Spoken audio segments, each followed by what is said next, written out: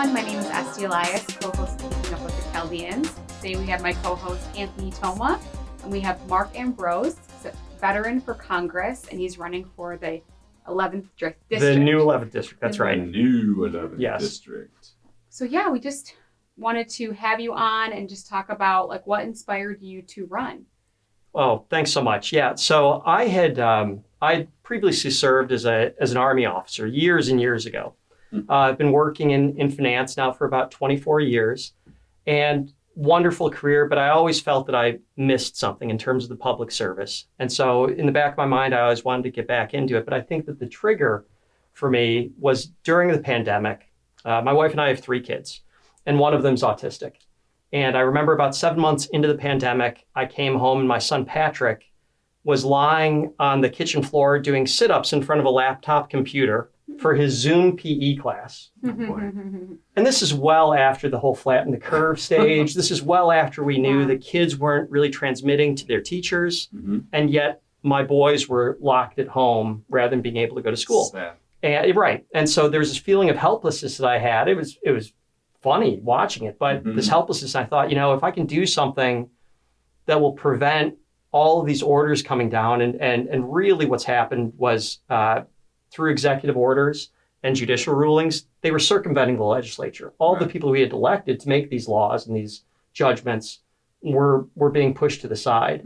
And so I wanted to be a part of something that we would stop that from happening ever again. So that was really the genesis of my deciding to run for office. And so I'll just tell you, the district that I'm part of is the new 11th district. So it's all in Oakland County, but it's everything south of Clarkston. The northern edge is Lake Angeles, and it goes all the way down to the border with Detroit. So it includes Ferndale, Royal Oak, Oak Park in the east. And then on the western part of the county, it includes Wixom and Walled Lake and Commerce Township. So it's pretty broad. There's a little bit of a carve out around Southfield and Beverly Hills. That's a different district, but for the most part, all in Oakland County. That's amazing. Yep. And where did you grow up in Michigan? Yeah, so I grew up right here. Nice. I grew up in Bloomfield Township. Amazing. Yeah, and so I went to St. Regis and Brother Rice High School. So cool. Went to school with some great Chaldean families as well. Know them really well. I grew up with them from first grade on. Yeah. So yeah, I grew up in Bloomfield Township. Then I went away to undergraduate at West Point. So I was studying at the U.S. Military Academy. Wow. And then went off and served as an Army officer for a number of years. I was stationed over in Korea, Kentucky, a number of different places. And then I went to graduate school back east at Columbia University. And so I did a graduate degree in international affairs with a specialty in Russian studies, sort of applicable for some of the things that are going on today. And then I also did an MBA in finance. And so Citibank moved me out to the West Coast. This was a long time ago, back in 1998. And so I was out there for about 10 or 11 years, met my wife, who was a prosecutor in Los Angeles. And when we were expecting our 3rd child, we decided that this is such an idyllic place to live. We want to raise our kids here, back where my whole family is. And so we moved about a mile away from where I grew up, and we're right here in Bloomfield Township again. We've been back for 13 years, since 2009. Oakland County always sucks you back in. That's right. That's Best exactly place right. to raise a family. It Don't is. you think so? Well, and it's funny. We moved back during the financial crisis in 2009, and so many people were saying, "Oh my gosh, why in the world did you move back?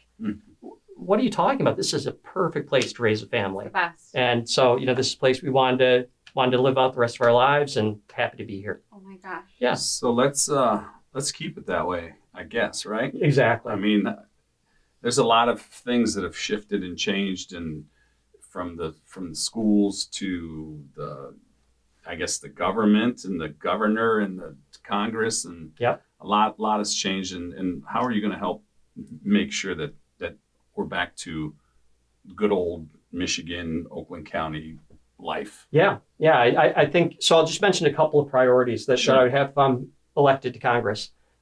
Number one, we've got to get control of inflation, right? And I think my background in finance with an MBA, and I also am what's called a chartered financial analyst.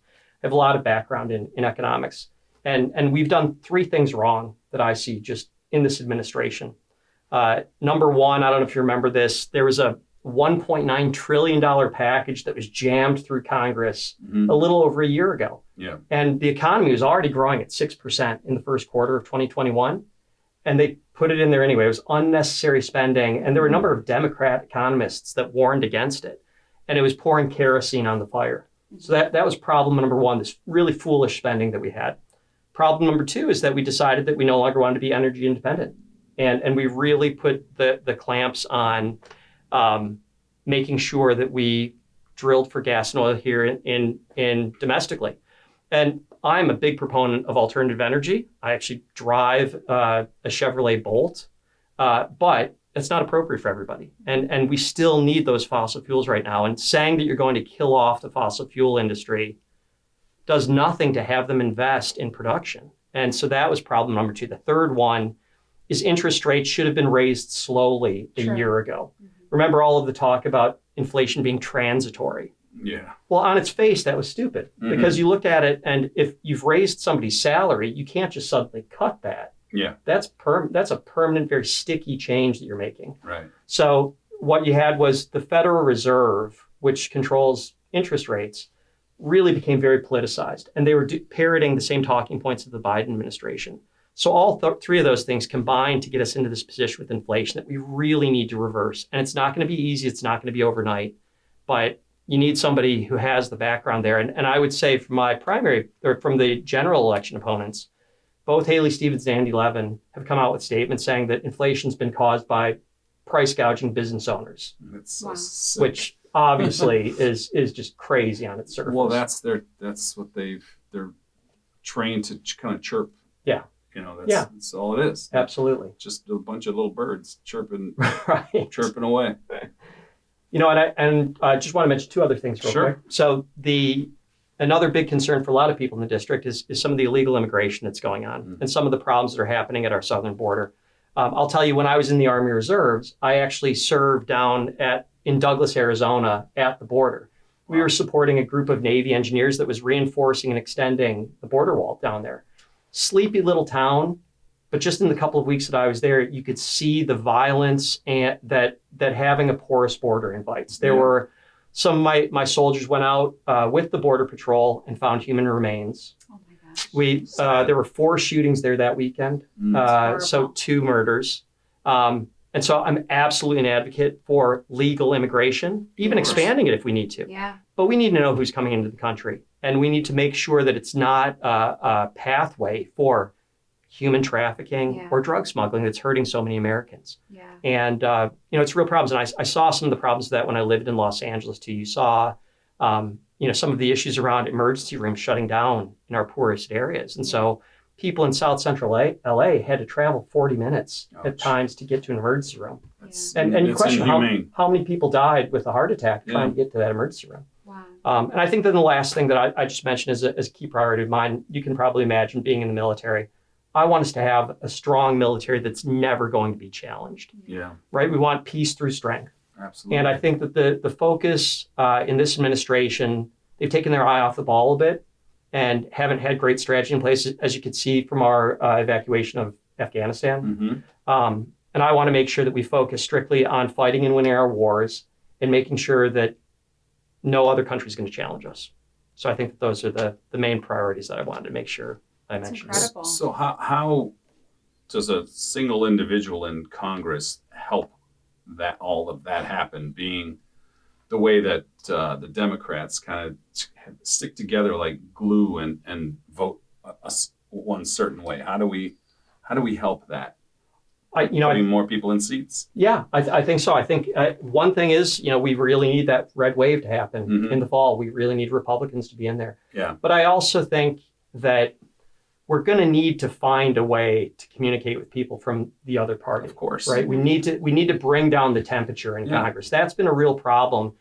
And look, frankly, I've seen it from the Democrat side, particularly, that anything that's proposed by a Republican is immediately dismissed as racist, evil, something. That can't be the response that happens. You have to have people that sit in the room and have a dialogue that is logical. Yeah. What's the big elephant in the room? Like, what is causing all this? Because it's got to be a collective effort, right? It can't just be coincidence that every single Democrat votes a certain way on a certain issue. Yeah. Frankly, what I've seen so far is I think it's just the people in the leadership positions are so desperate to retain power that if anybody gets out of line, then they're not going to be on any committees in Congress, and they're not going to get any fundraising support. And I think you get too many people in Congress who are so desperate to retain their position that they'll just do anything to go along with leadership. And so, you've seen that with both Haley Stevens and Andy Levin. They're not speaking up against any initiatives that Nancy Pelosi is putting out there. And so you wonder, could they possibly be in lockstep on every issue? I think Haley Stevens even had something on her website where she said, I've supported 100% of President Biden's initiatives. Now, Is that something to be proud of? So we put it on her? Right. Everything that's going on right now is on her, right? That's right. She's taken the credit. She's taking, that's exactly right. The fall. Yeah, that's what I think. Yeah. Right. And so I think you need to have somebody who can have an independent voice. And we just don't have that now. And if I'm lucky enough to get to that point, we're going to have a debate with them. I would simply say, if you like how things are going currently, then vote for Andy Levin or Haley Stevens. Sure. If you want to change, then vote for me. Yeah. Because you have a finance background, so what do you see? This is a big question. Oh, goodness. What do you see happening in the next 1 to 2 years with our economy? I know it's hard to guess, but I'd just love to hear your expertise.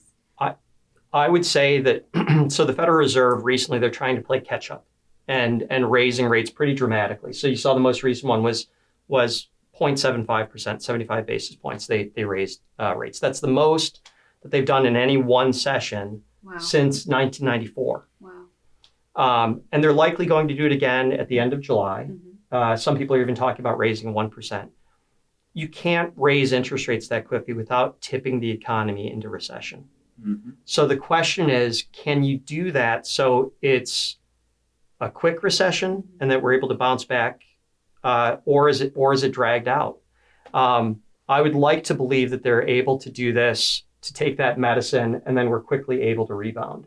I think a couple of things that we could do on the inflation front that would just be very easy would be removing some of the tariffs that we have in place right now. That would reduce inflation by 0.2%. The other thing that I think is an irresponsible policy of the administration right now, they're actually putting $5 billion a month of stimulus into the economy through the moratorium they have on payments for student loans. Oh, wow. So, there aren't student loan payments being made. And so that's actually causing additional cash to go into the economy that people who have these loans don't have to pay back those loans. So they're forgiving the student loan portion of the student loan? Yeah, so they're not forgiving the loan per se, but it's a freeze on any payment. Yeah. So during that period when they don't have to make, somebody has an extra $300 or $400 a month, they're spending that into the economy, and that's exacerbating inflation as well. Wow. So that's something that needs to be looked at, and we need to stop, frankly, subsidizing some of those people that have advanced degrees and have an ability to pay.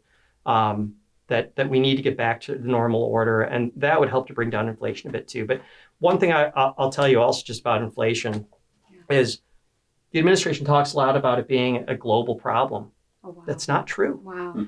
In Japan right now, inflation's at 2.5%. In the European Union and the United States, it's about the same at 8.6%.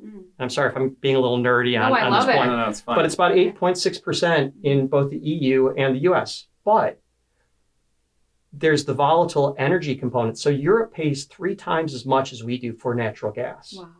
So that's actually boosting up that headline number that they have. If you strip out energy and food from the US and European numbers, they're only at 3.8%. We're at 6. So you can see that there are things that are very specific that we've done wrong that the rest of the world has not. And to say, it's a global problem or it's because of Russia's invasion of the Ukraine is a cop-out. Yeah. It is not President Biden saying the buck stops here. He's trying to blame it on everybody else. And the Democrats doing the same thing by blaming it on gas station owners. I think everyone in the business whole owners. administration's doing this. That's right.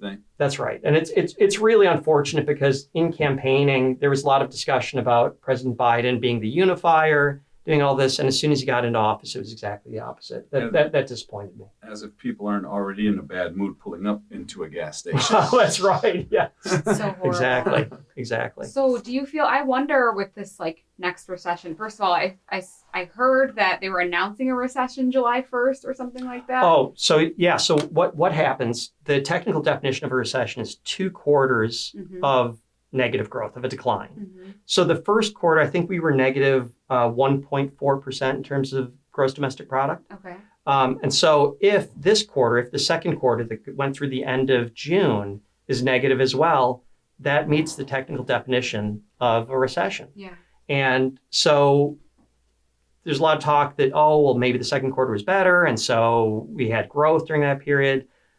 I don't know. It seems to me in my experience, whenever there is this debate about whether or not we were in a recession, typically we were. Wow. And you see some of that. There's been, decreases in gasoline usage that happened most recently and decreases in housing permits and a lot of these things. So you can see the effect in housing right away in terms of a big decline in some of the sales because mortgage rates have just shot up. Yeah. Right? They're about twice as high as they were a year ago. Yeah. So when you said the 1.9 trillion they spent, I remember reading that. What was that for?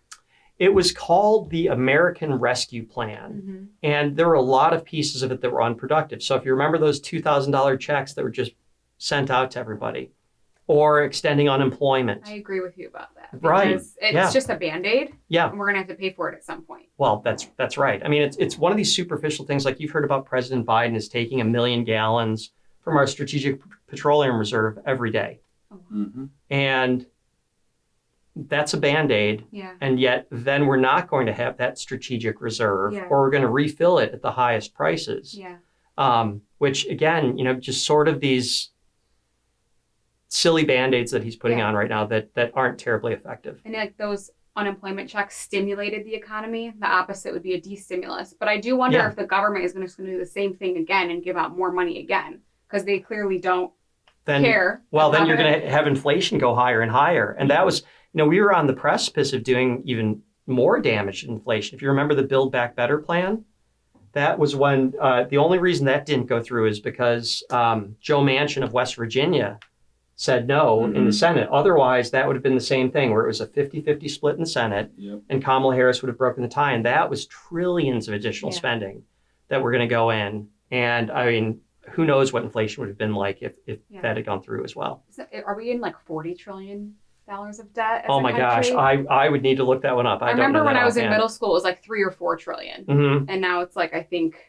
it's like 30 to 40. Yeah. So it's like, how are we ever going to pay that back? Well, that's right. I mean, that's the burden we put on our children and grandchildren, right? As soon as we're borrowing all of this, it's just completely irresponsible for the other generations coming through. So yeah.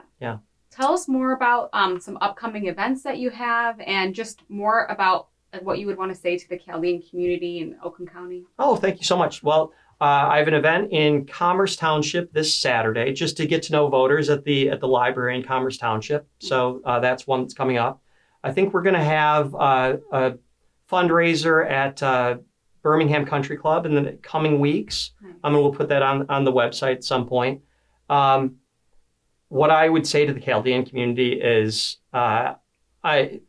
growing up here, you see what everyone who's come over from Iraq has been able to achieve in this country, right? I mean, it really is the American dream, right? If somebody's willing to work hard and take risks, they can be unbelievably successful. Yeah. And that's what I mean, that's one of the things that I just love so much about this country, is it gives opportunity to those people who are willing to work hard. And I think you see the embodiment of that in so many Chaldean families that are incredibly successful here. Yeah. And it's something to be proud of. For sure. Yeah. I don't know if this is true or not, but I saw this statistic that our community has generated like $1 billion in Michigan. Yeah. Over, I don't know how many years, but in one generation. Right. Yeah. Yeah. So. Well, I mean, it truly is amazing to me. So many of the successful families had maybe a small shop or a grocery store when they first came over, and then just built these empires afterwards. And I remember the kids that I was going to school with at Brother Ice, they were always working until 10 or 11 at night at the family store. Love it. I was home watching TV, and they were out working so hard every night. And Yeah. I was always impressed, and it's not a mystery to me why they've been so successful. Yeah. Yeah. Totally agree with that. Have you tried Chaldean food? I don't know if I've ever had a chance to have Chaldean food. We'll have to give you some. Really? Yeah. To make you some. Yeah. What are you going to say, Ann? I was just going to say that, growing up with the Chaldeans, and now you're here again, trying to do a civic duty to help the community and share the values and bring those values to, Congress and hopefully get laws in place and legislation in place that will protect us all from the negative powers that be out there. Yeah. And we appreciate that. Oh, absolutely. I appreciate that. For sure. Oh, I did want to just mention it. If you want to hear any more about the priorities of the campaign, so our website is www.voteambrose.com. So AMBROSE. That's amazing. Yeah. Any relation to Danny Ambrose? No, so different family. Okay. So yeah, I think Dan is part of a family of attorneys that are in the western part of Oakland County. Yeah. But yeah, it's a surprisingly common name. Then there's Ambrose Field at Brother Ice, but again, that's not the same family. Gotcha. All right, cool. That's amazing. Well, thanks for joining us. Thanks for sharing. Best of luck, and let us know what we can do and what the community can do to help you get the win. Yeah. Please make sure you turn out and vote on August 2nd. That's the date of the primary. So August 2nd. Yeah. Thank you so much. Please like, subscribe, follow us on Instagram. It's KUWTC Chaldeans on Instagram. And thanks so much for watching. Thank you for being here. Thanks for having me. This has been great. Yeah. Thanks. Thanks.